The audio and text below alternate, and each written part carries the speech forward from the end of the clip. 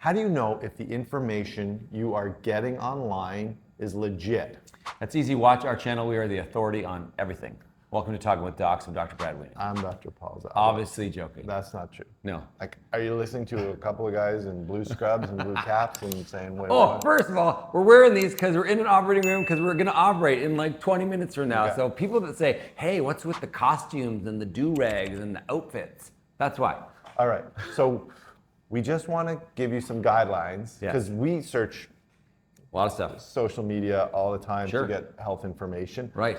But it's important to know what information you're getting is good information from a health point of view and what is entertainment but not really good health information. Right, so like Surgeon General versus Cliff Clavin for those of you in the genre of Cheers, right? Right. We want to know, not someone who's just talking out the side of their mouth and not an expert. Yeah. We want to know a bunch of different things. So we have a 7-step approach on how to figure, is the information that you're getting reliable and can you trust it and use it to make health decisions? Okay, and we're not slamming anyone. No. All right? We're not going to pick out any health person. We're not saying this person's wrong, that person's wrong. Don't care. So if you are a health influencer and you think, oh, they're talking about me, we're not. We're not talking about anyone specific. We're just talking about in general. Yes. Even use these guidelines when you're watching a Talking with Docs video. Okay, for sure do this. Okay. Number one.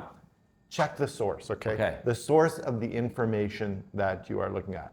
Is it a healthcare professional, and if you don't trust healthcare professionals, then fine. Is it like a scientist in the area? Is it someone is it coming from a university, or is it coming from the government? Right. And make sure the source aligns sort of with what you believe to be true or not true, or right or not right. 100%. Okay, that's good, number one. Number two, verify the credentials of the source or the person who is telling you this. So you may not just even trust that they are who they say they are, because that happens all the time. So you want to make sure that whatever job they're saying they do it, and that job is related to some of the statements that they're making. All right, that's a good one. Okay.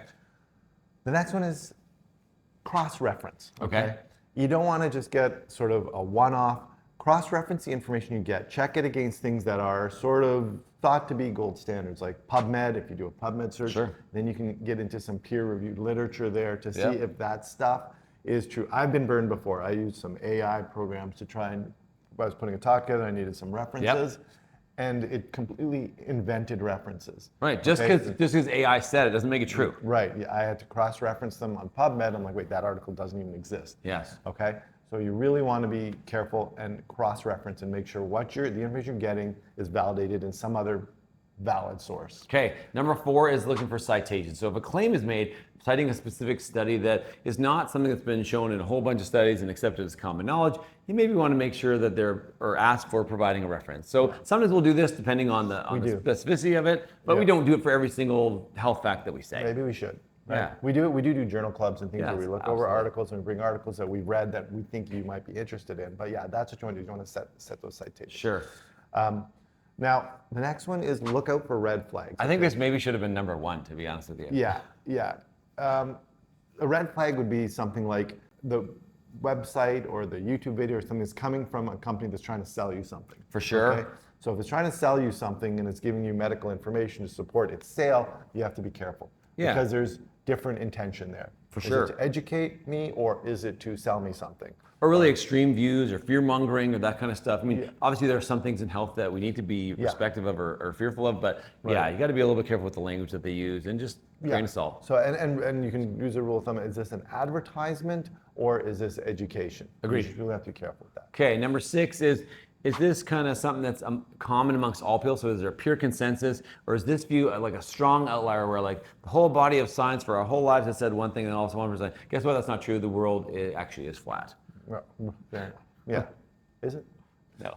Okay. So, and then the last thing I would say is this is watch so out, common. Watch out for anecdotal stuff, okay? This is even common in medicine, and even the way sometimes we practice, we are all influenced by our own experience. Right. So you, like an example of an anecdotal would be like, I took ginseng and my cancer was cured. Bing, that's an extreme anecdotal sort of thing that has absolutely no science behind it. Right. So if someone is saying something that's totally anecdotal, that may not be something, that information may not be translatable to you. Yeah, and the phrase like your anecdote is not evidence, it's a little bit of an inflammatory statement, but a lot of times that's like a clap back to people that say, oh yeah, well my cousin did this. And, sorry, your anecdote is not evidence. And that's a true statement. Your anecdote is not evidence. Yeah, and a lot of people leave comments about stuff like that. We love those comments. Keep doing that. But we just recognize that, okay, this happened to this person.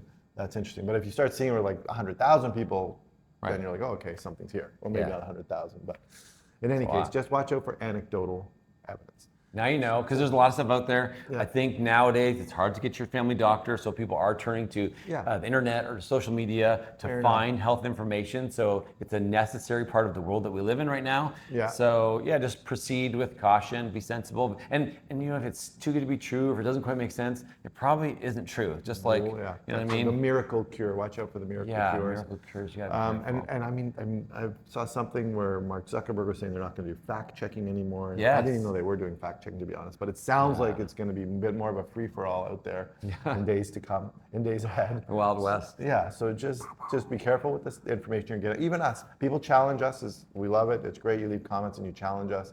We're always right, though. No, and that's actually one thing that YouTube has done, is actually said, like, for channels, you actually have to apply and prove your credentials. Say, hey, this is from a registered, licensed, medical professional. So actually, they have that. They've done some of that for us, saying, listen, this person is not someone just saying this. They actually have training in this. There is some of that, and some of the stuff we say may be wrong. The half-life of medical knowledge is 5 years. It's rapidly changing for sure. Right, and we've made videos for over 5 years, so that means the videos we made 5 years ago, half of it's wrong.